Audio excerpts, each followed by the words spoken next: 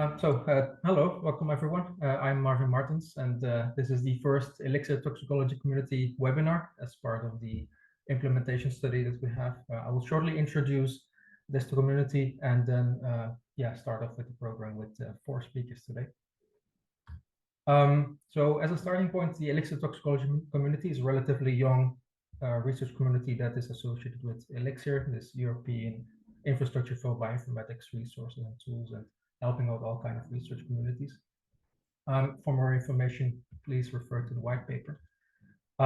There's a couple of steps or a couple of goals that we have defined within this community, and this implementation study that we have is designed to tackle a couple of those, and starting with this first one about verifying research outputs in toxicology domains. We see that the toxicology research community is quite connected to a lot of different community of research, but also the ELIXIR platforms, which you see on the right side. And today we are in the first webinar, the first work package of this implementation study, connecting to the interoperability platform and data platform, because we're looking into verification of toxicological research output. And to achieve that, we'll have today first a webinar, as you are aware of. But this is only a start of this implementation study, because for the 5 workshops that are going to be organized within these 2 years, there's 5 webinars followed by a main workshop, which is actually going to take place for this topic on the end of May. More information on that in a minute. So this is going to be taking place in Utrecht on 28-29 of May. This will be recorded, like I mentioned, like colleague just mentioned there, and the slides will be shared later on as well. And the registration link will also be shared later with you for the first workshop if you're interested to join that. So the workshop is about verification of toxicological research output, leveraging ELIXIR resources. It's really about making the conversation between ELIXIR solutions that are provided and the toxicology domain that we are all part of. And it will take place in Utrecht in the Netherlands. It's limited attendance to 25 participants. So now I would like to introduce the speakers a little bit. First, Ulrike will talk about the data platform. That is one of the 5 platforms of ELIXIR. Then Susanna and Allyson will talk about the interoperability platform and FAIRsharing and the tools therein. And Philippe is going to be a recorded presentation on the toxicology community, one of the projects, the ASPIS cluster, and how they resolve data challenges or data integration challenges. And I would like now to give the word to Ulrike to start with her presentation. Right. So yeah, thanks Marvin and the toxicology community for inviting me here to give a short overview about the ELIXIR data platform. So my name is Ulrike Wittig. I'm at the Heidelberg Institute for Theoretical Studies in Heidelberg in Germany, and I'm co-leading the ELIXIR data platform.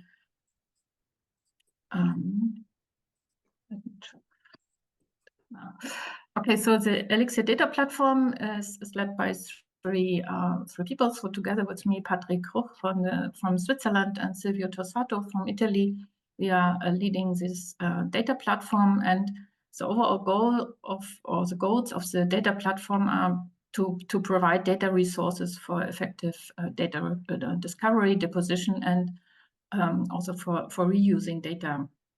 And for that, of course, we want to provide as community long-term sustainable data resources which are embedded in a bigger data ecosystem.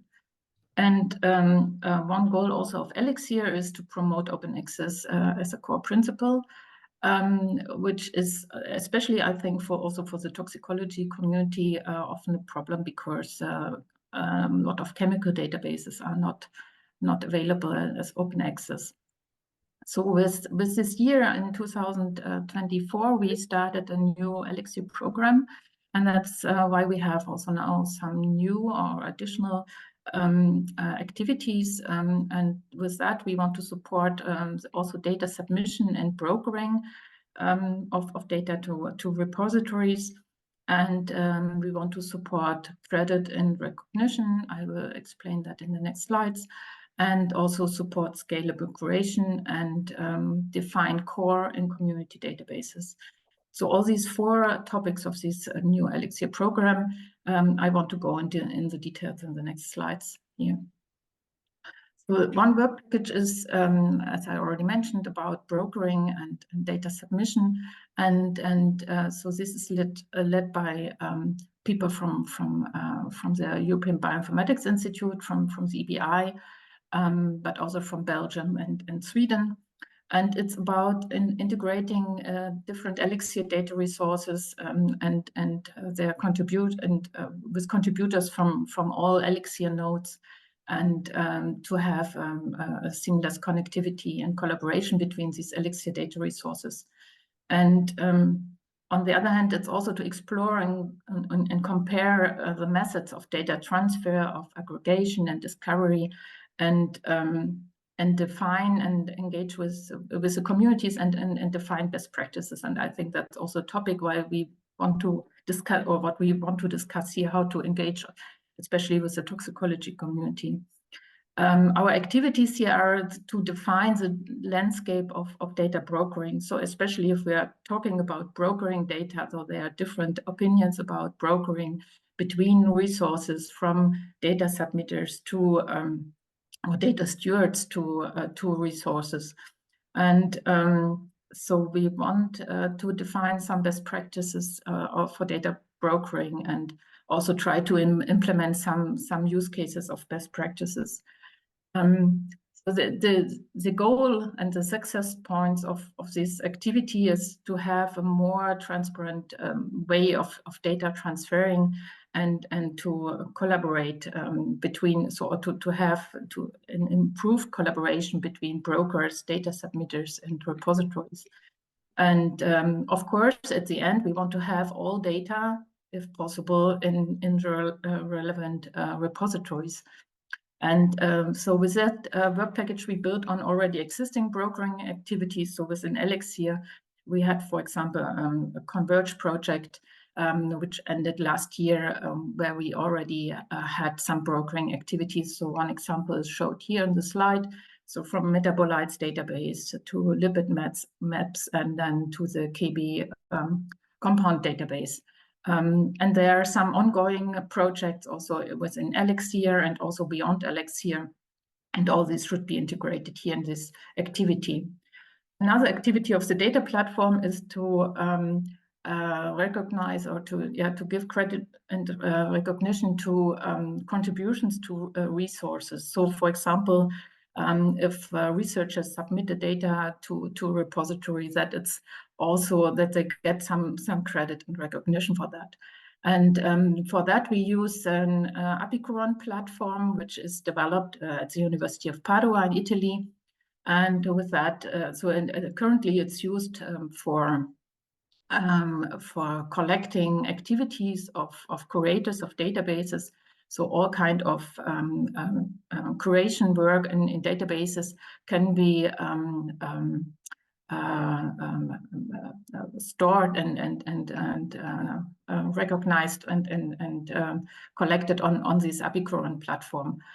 And so this work package here is to build on this already existing Apicuron work. And so because Apicuron is also to engage communities, and also to have some kind of gamification for the recognition, and to increase that, and to engage with other communities and other initiatives.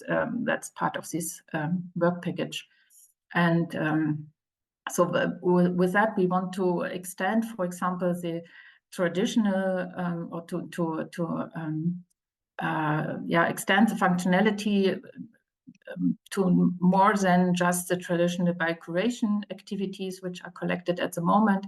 So you could also think about other contributions which could be highlighted here on this platform. And the idea is that at the end, based on this data which are stored on this platform, or these activities stored on the platform, this will be then also listed in, for example, ORCID, or could be also maybe listed in LinkedIn or ResearchGate on some more social media related platforms, where people can show their activities of contribution, which are more than just publication, but all this non-published work like submission to databases.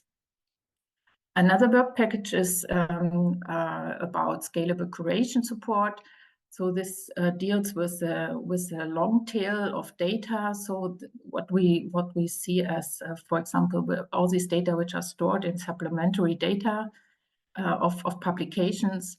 And yeah, these activities here are to coordinate the literature curation challenges and turning this long tail of literature and supplementary data into fair digital objects, so that this is also machine readable. And yeah, also to trace the author statements from curated databases. So for example, databases which use some annotations for literature, that this is more traceable. And so, as I mentioned, this long tail data, so there was there's analysis of what kind of data are available in supplementary data. And as you can see here on this pie chart, that most of these data are not really usable for data extraction, and if it's a JPEG or a GIF file or a PDF. And so to have a better way to extract this information from the literature and also to engage with publishers is one of the goal of this work package.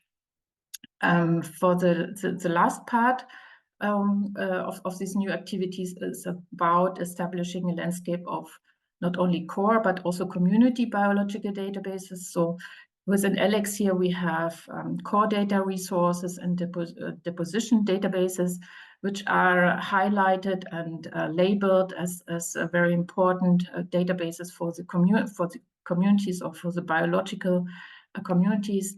And here within that work package, we want to further work on that, but also to define ELIXIR community databases landscape. And I think that's really important, especially also for the toxicology community. So what kind of databases are important for this community, and how this can be monitored, for example. So for example, the quality and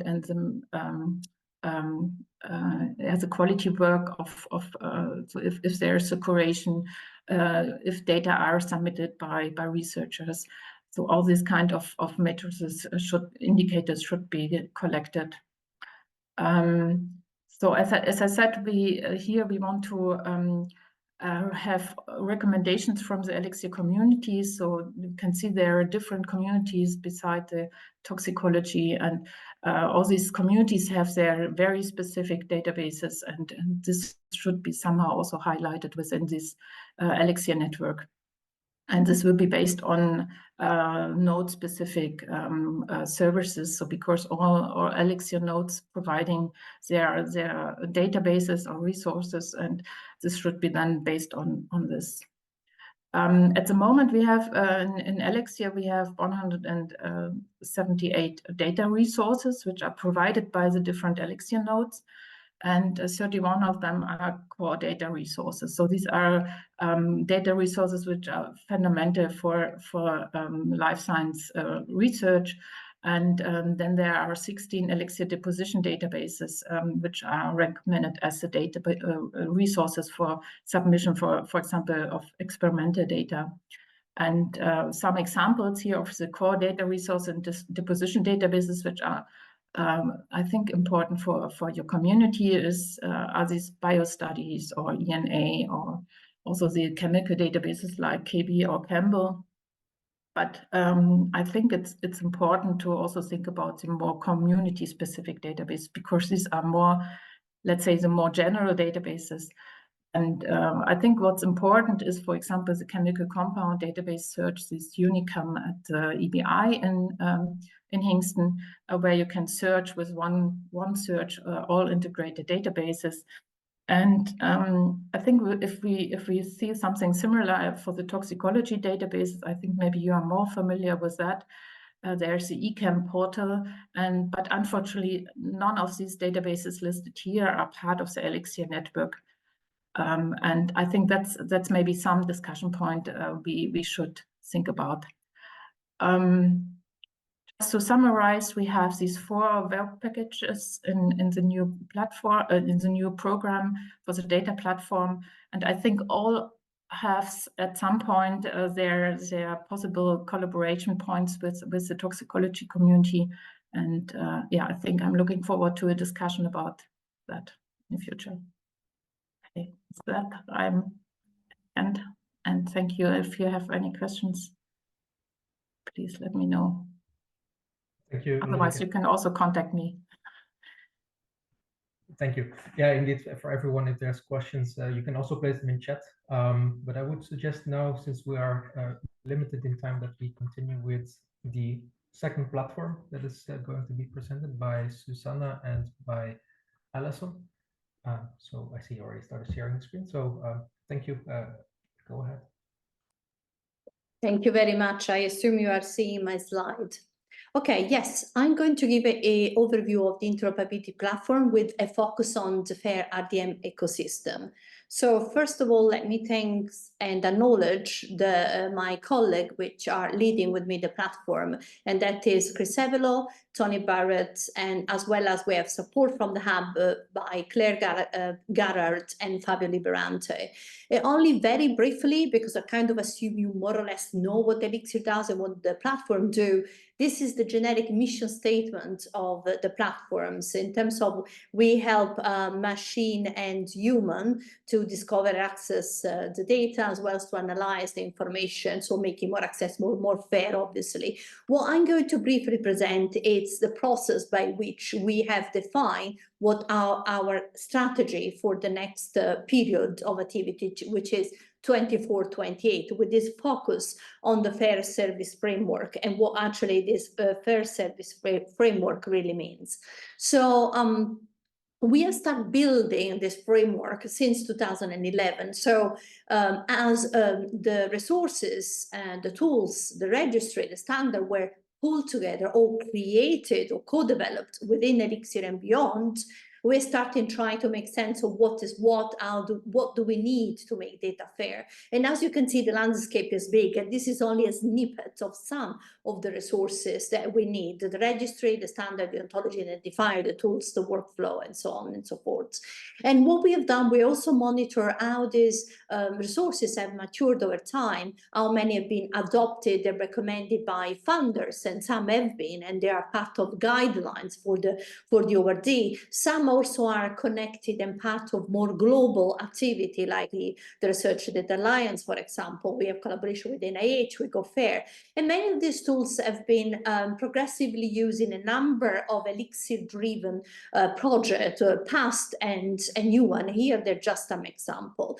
At the same time, as part of the platform, we have created a portfolio of recommended resources. So these at the moment are 21, because there is a formal process to become a recommended resources in ELIXIR, an evaluation process as well. But these have to be, first of all, resources of the node, and they need to support data management. So enable connection between resources, help to expose and acquire metadata, infrastructure, they build data correction or helping curation, as well that enable interoperability. So what we have done, like I say, over time, we're building the portfolio. What is emerging is this, what we call the ELIXIR FAIR RDM know-how, which sees at the core two resources which are guidelines, and this is the RDMkit and the cookbook, which I will mention briefly later. But these are complemented and connected to a number of registry a number of tools for research data management, a number of repository. We heard some from Ulrike, and RDM platforms as well as connected to training material and training activity, and obviously to the ELIXIR community, including the toxicology community. Let me tell you only briefly what the RDMkit and the cookbook are, because I'm going to mention them later as well. So the RDMkit, it's guidance on research data management. It's web-based tool for the bioscience community, written by the bioscience community. Here is the link. You can check for more information. If somebody can put it in the chat, it would be fantastic. Similarly, if you can put in chat the link for the cookbook, which is an open live resource for the life sciences, we recipe that cover all the operational steps to do fair data and to keep data fair. Similarly written by experts in the field. This is a collaboration with pharmaceutical company, and it's international adopted. There is also a paper if you want to know more about the process. You can use it, you can join, you can adopt it. So there is a lot out there within the ELIXIR ecosystem and beyond. So what we are trying to do now in this new phase of the interoperability platform is to try to bring the resource together so that they are more connected, so that the user experience in terms of using them, it's more seamless and probably better. So I'm gonna go over, although very briefly, on the three main activity of this new phase of the platform. So the first one is creating the portfolio product, focusing on one and keep extending it. The second one is to focus on the processes. There are many ways to make data fair, and all they need to be acknowledged, but they need to be somehow documented to serve as a guidance for others. And there's a lot of best practice and community we need to engage. So three activity. I'm going to cover the first one, which is about products. And on the right-hand side, I'm going to put the name of the member which are funded within ELIXIR and the ELIXIR node on this activity, as well as highlighting the lead of this activity. So the first activity on this product is to bring together even more the RDMkit and the cookbook in terms of content, responsibility, collaboration with community in ELIXIR, obviously the toxicology community, so with the other, and with a community which is around research data management. Co-created content, interlink the content. That's really very important. A second activity we're doing is to review the badges of this reproducibility that I mentioned earlier, as well as map the landscape of standards and databases which are used by the community and better make them use in tools like the data stewardship wizard. And one of the collection we want to highlight, obviously for this community, is the collection done by and for the toxicogenomics community. And the work has been coordinated by Allyson. So if Allyson unmute, you're going to cover the next few slides. Over to you, Allyson. Thank you, Susanna. Yes, the next two slides are talking about the ELIXIR toxicology collection that Egon and Marvin have been working on, as well as one of our community champions, someone called Christian. And he's been working closely with your community over the last few weeks, reviewing the existing content in the ELIXIR collection for toxicology. As you can see here, there are a number of members. I've put the link in the chat. You can have a review of the 46 current members of this collection. This is a grouping of those standards and databases within FAIRsharing that the ELIXIR toxicology community really finds most relevant. It's like a slice, a personalized slice of FAIRsharing just for you and your community. And you can look at the resources both in the record itself and also in a graphical visualization of how they interact and work with one another. If we move on to the next slide. And more specifically, what we're doing in advance of the workshop that you guys are running at the end of the month is Christian has reviewed all of the members of this collection, all of the records, and made sure that they're up to date where possible, and has updated the record itself together with Egon and Marvin. And this slide here will work for you as a preliminary report on what we've found and what we think you should be looking at during your workshop at the end of the month. If you look at the table on the right, you'll see that of the 46 records, 35 are maintained, which is great because that means a particular developer of that resource owns that record and can make updates to it. But In less good news, 5 of the records within your collection are deprecated. So this is actually seems like bad news, but is in reality fantastic news, because this is exactly what FAIRsharing is here to show you. What we want to do is we want to make our community aware of the times when the resources they are recommending are no longer accessible or indeed used or available. And so what you can do as part of your workshop is you can review those records within your collection, see if there's any new ones to add, see if there's any that you want to remove because they're deprecated. And then as a final step before we move on to the other Elixir communities as part of the EIP, we will help you with the collaborative creation of a fact sheet that you can use and we can all promote. That's everything. Thank you. Thank you very much, Allyson. And as I said, as part of this activity, building the product, one activity is around the FAIRsharing, but the other, like I said, it's co-creation links between Cookbook and RDMkit with other resources. I want to, without going too much detail, give an example of what we mean. So we are making sure that the content is connected. When there is a relevance between the resources, we connect them up, and I'm going to show an example how, and also then broadly to other resources within Elixir where this makes sense. For example, if you were to use the cookbook and look for a recipe on helping you to mint or assign identifiers being generic or specific for, let's say, the toxic-chemical community, like kimchi and smiles, then the recipe will guide you on how to do it. It will also link to external resource, in this case from the Pistoia Alliance, from the pharma company, how to do them things, as well as to the RDMkit pages where they describe the identifier and give further guidance. And at the same time, there will be a link from the recipe and from the RDMkit to FAIRsharing to show the kind of identifier schema, other kind that exist. And similarly, the data stewardship wizard will guide you into do data stewardship correctly. And when it comes to assign identifier, it will connect to FAIRsharing for you to choose the right one according to your needs. And this is the interlink system we want to build. So next phase, next activity, it's the standardizing process. So there is different ways of doing FAIR. We already agree on that. So what we want to do is create a library of the story of interoperability, of data fairness, how you reach it, how you achieving it, so that this could be exemplar to others. This is true because there are many tools, many resources, many ways of assessing maturity of fairness, but very few are documented, and it's also very clear what they're for, and even fewer are actually showing, is this being used, has this been effective? So what we want to measure is what action you do, what benefit you get, what impact you gain. So, and it's an opportunity for you to showcase the activity. We have a number of FAIR data journeys so far, and those are linked, will be linked from the slide we will provide to you. But we want to invite you to tell your story, you as in this case, the Elixir toxicogenomics community. So I would suggest, if you're interested to write a story, how you do things, you first reach out to Marvin and the other lead of the community, or potentially even to the interoperability platform leads. And again, this because there are many verification pathways, and one size does not fit all. And this is a recipe from the cookbook, a link to the paper, where it shows the fact that different context, different need, different scope, different goal mandate, different strategy, different standards for sharing, and different tooling. And that's what we want to document, these differences, because it serves to other and serves to guide. So we also invite you to write your story, show your knowledge, showcase your tool in action, writing a recipe in the cookbook, because you get credited through ORCID and credit attribution, and they're citable as well.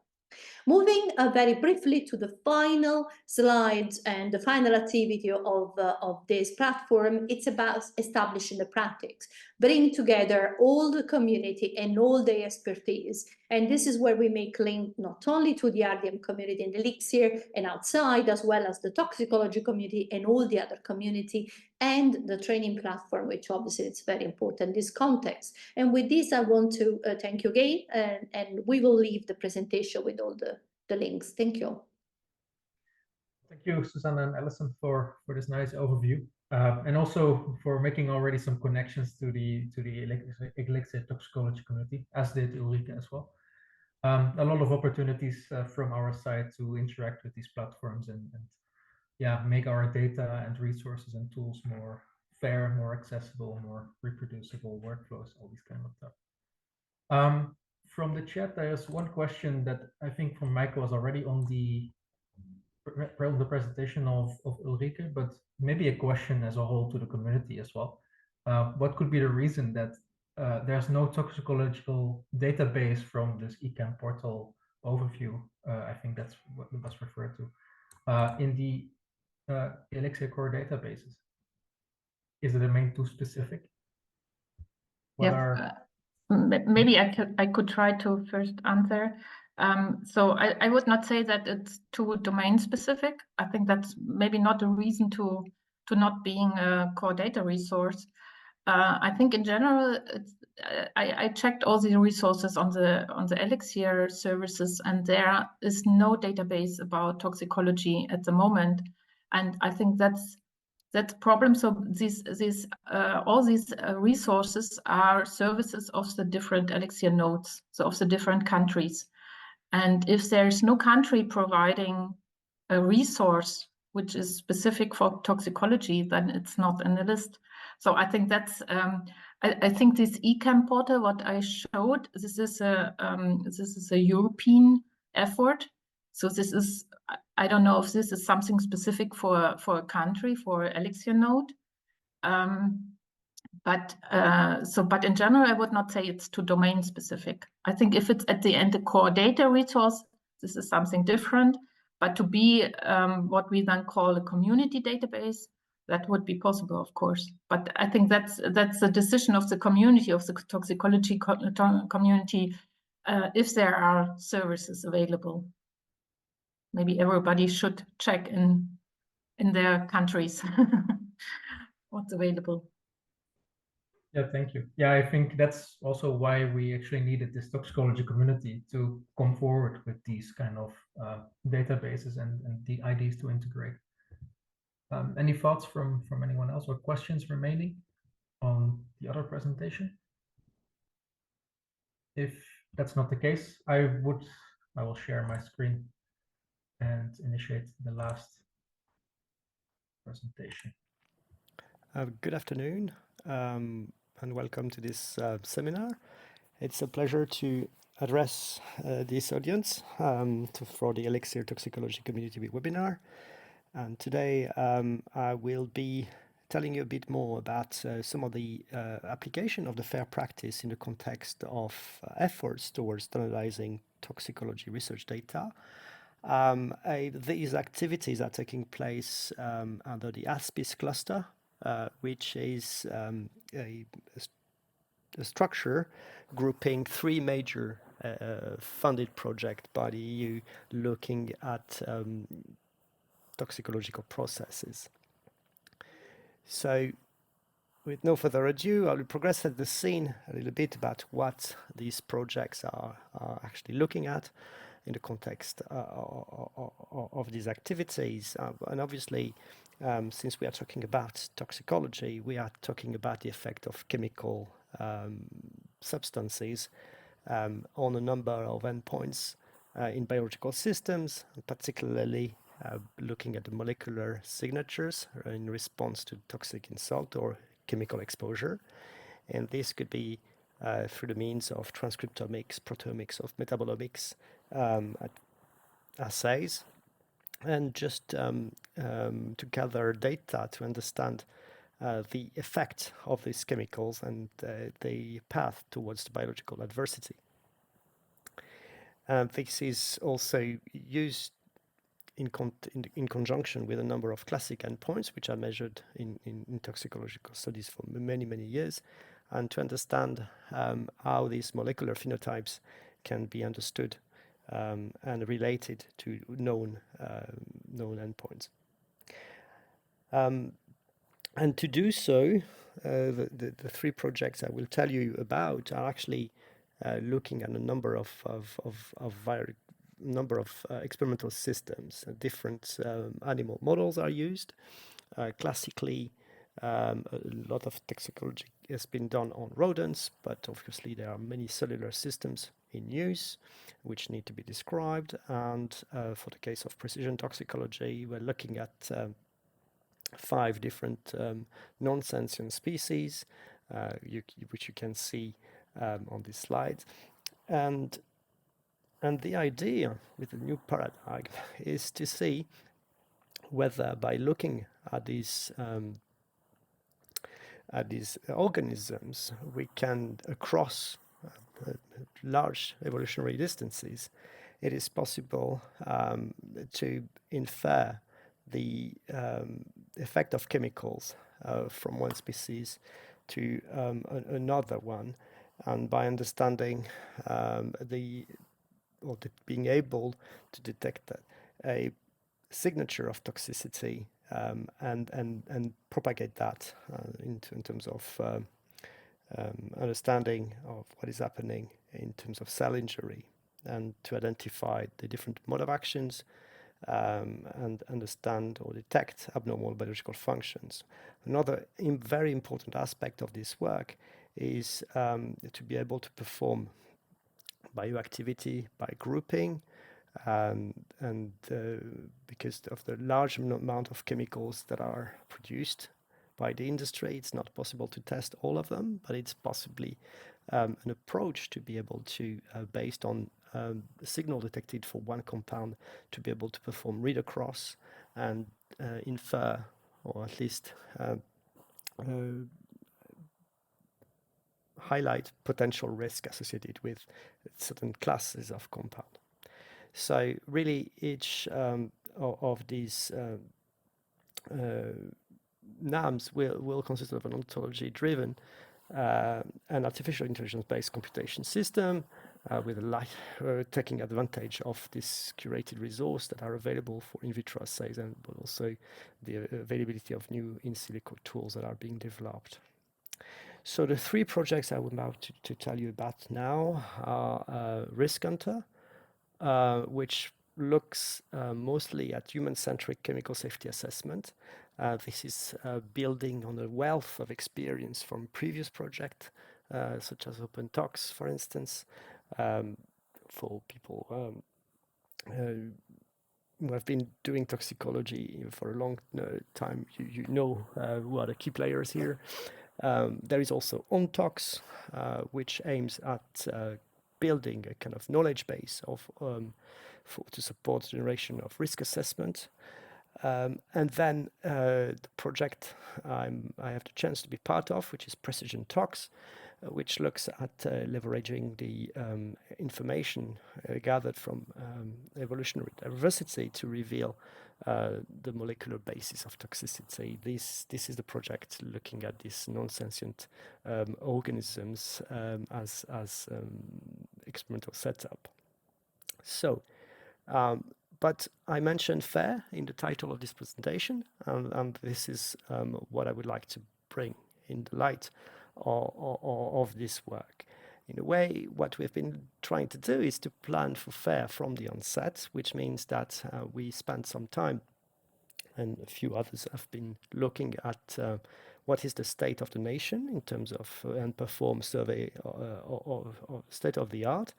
And to do this, they've used a very well-established resource, FAIRsharing.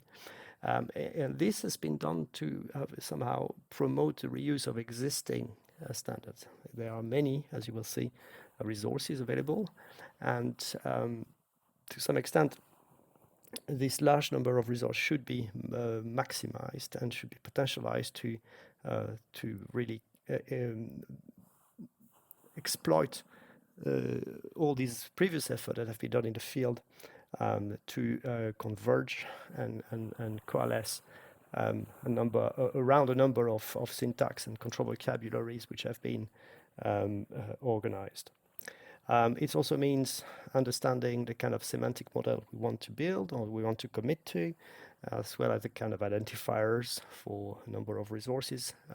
And this is really important when one considers the process of building knowledge graphs, and just to tweak or tune, not tweak, but to actually prepare the ETL extract transform workflows in order to understand the identifiers that will be used for the nodes or the the labels of the property graph or the statements that you will be producing in RDF graphs. An important aspect of all this process also is to, for each of the consortium or the projects, to understand the terms of release of the data in terms of publication and the licenses that can be attached, terms of use that can be attached to the data. Especially, this is particularly sensitive when we talk about the data associated to chemical exposure. And in the long run, of course, all these decisions should be consolidated and discussed very early on in projects and detailed in a data management plan. And I think there are many examples. There are many tools like the Data Stewardship Wizard that allows you to derive those. And these are important output of each of the projects. I mentioned FAIRsharing. So this is maintained at the University of Oxford. This is led by Professor Sansone and Dr. Allyson. We'll talk about it more extensively. We'll go quickly through those slides, but this is just giving you a flavor of the depth of the resource and also the wealth of standards available.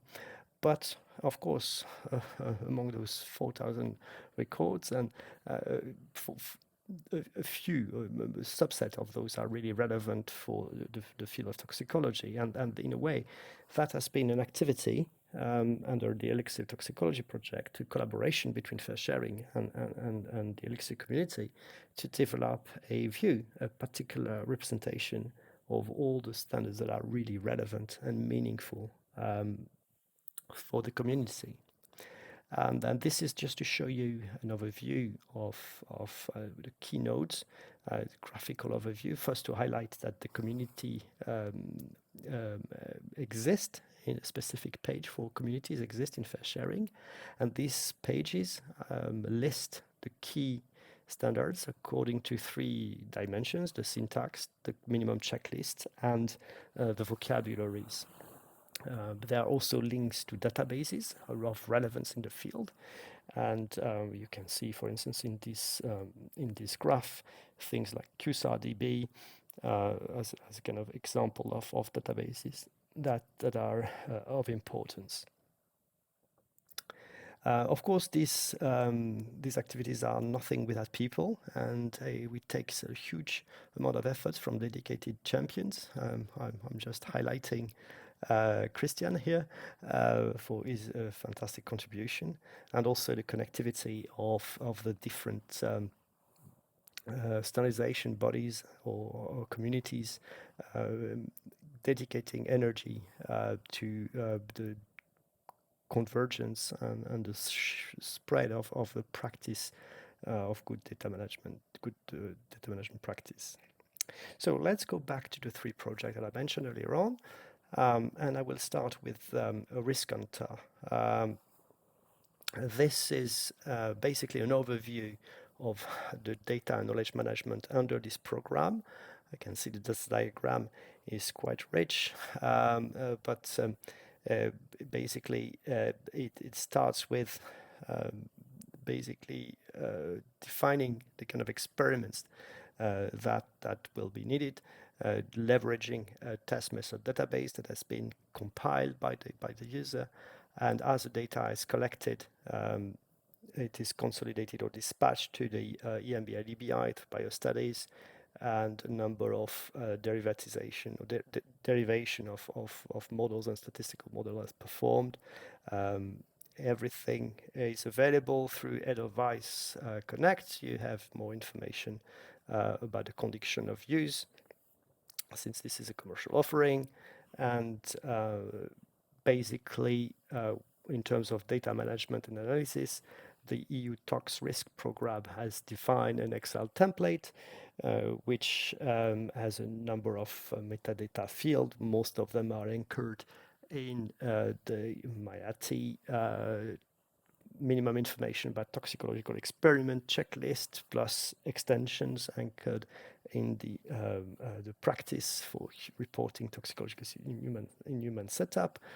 This is exploited to harvest this information and consolidate it in biostudies, and the datasets are also importable into Edelweiss data, which provides an API, a Python API, which allows you to interact with the system and build a various number of tools, which can be documented in the form of a Jupyter notebook or executed as R scripts.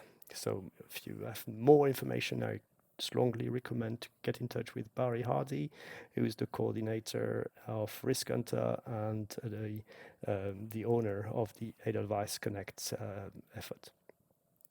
There is also obviously not only the data collection aspect, but the data visualization and querying capability to obtain information about the effect of chemical compounds in different conditions. This is just a snapshot, a clear view of a analysis represented here. And a huge amount of data has been consolidated into this segment. Now, moving on, I will just briefly mention the important work that has been done under OnTox. This is a busy slide, I realize it, but this is to give you the complexity of the process with different work packages operating, some of them in collecting organ-specific data sets. But also a huge amount of efforts have been dedicated to the harvesting of transcriptomic data and the consolidation of that from biostudies.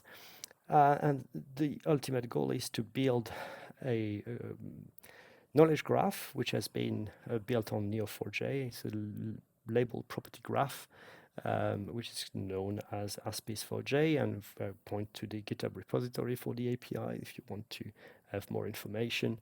And this is, again, an important resource that you can now explore with these kind of data structures and solutions. Again, if you need more information, I invite you to contact Daniel Jenen, who is the coordinator of this action.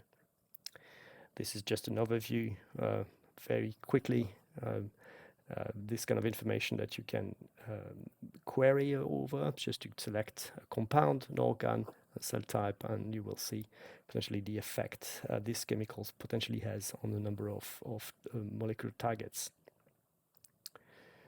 Now, in this last part of the presentation, I will focus more on the work that we have been doing under Precision Tox.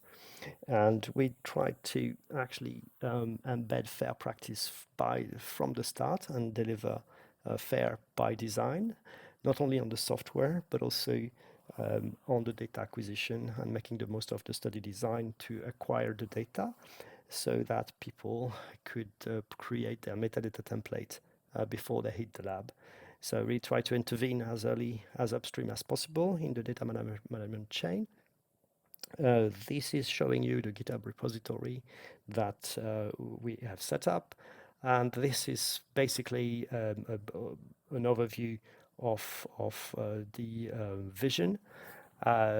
Starting from the left, we plan the experiment using the dedicated app that has been developed for that purpose, which basically will ask the scientist about his study design and identifying the key variables and for both the predictor and response variable, and pre-fill a spreadsheet automatically, which reduces the number of interaction that people have, and also reducing the error. And they can use this spreadsheet to go into the lab or to use the app directly on a mobile device to complement as they acquire or perform the experiment, add metadata directly in the lab.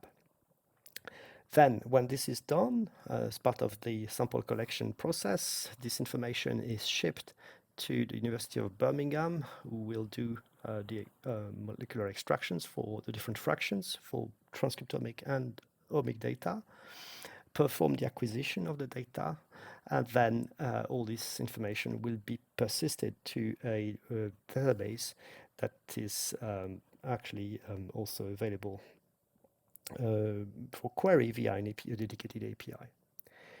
So all this information has reused existing standards, in particular the ISA syntax and the ISA format. And we are looking now at interfacing this information with the robotic platform and the output of the robotic platform in terms of layout design, and document that into in Jupyter notebooks to an extent.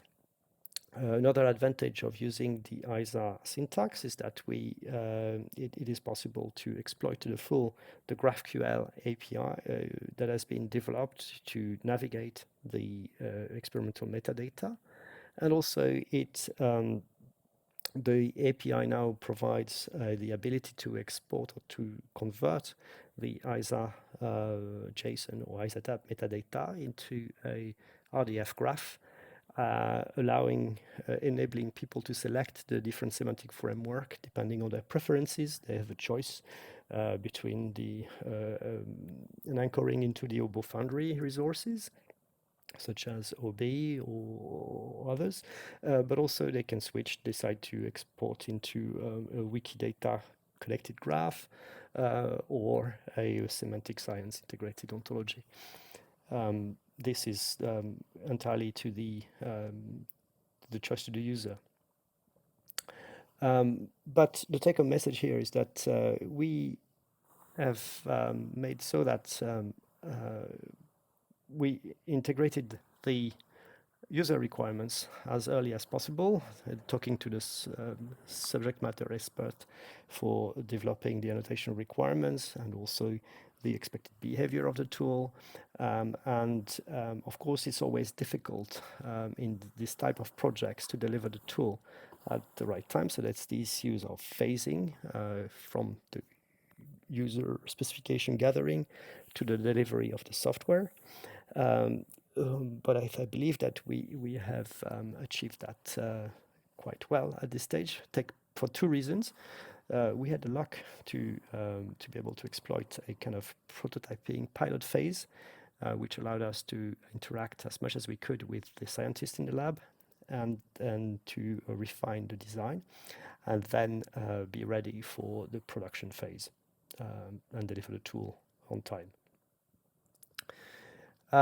So this is the next steps will be obviously to for this key concept of performing prospective FAIR approach, so intervening as early as possible, placing in the hands of the scientist a tool that is aware of the annotation requirements, so the key important, perform the annotation semi-automatically, almost performing annotation by stealth, as it is known, to hide a lot of the complexity of the mapping to ontologies, and then be able to deliver knowledge graph compatible representation of the experimental data.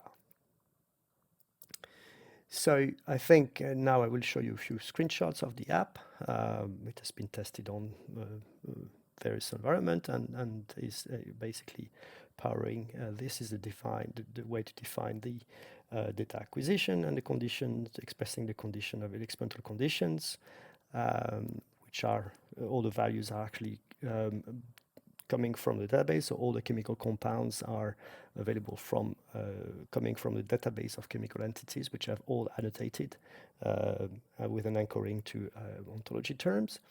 The same for the dose, for the species, and tagging of the experimental factors.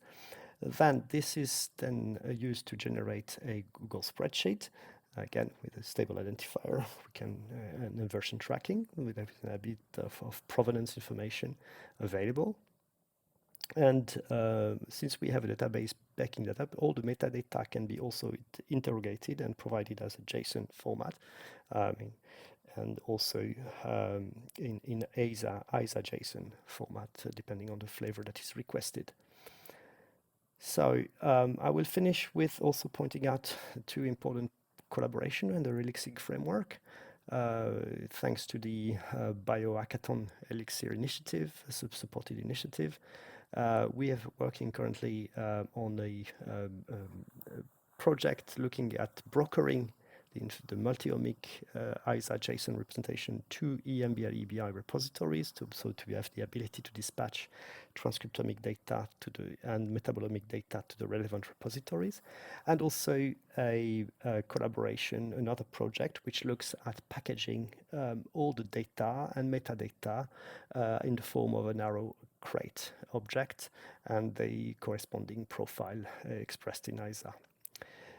So I think this is an important point because it promotes adoption of existing specification and convergence whenever possible.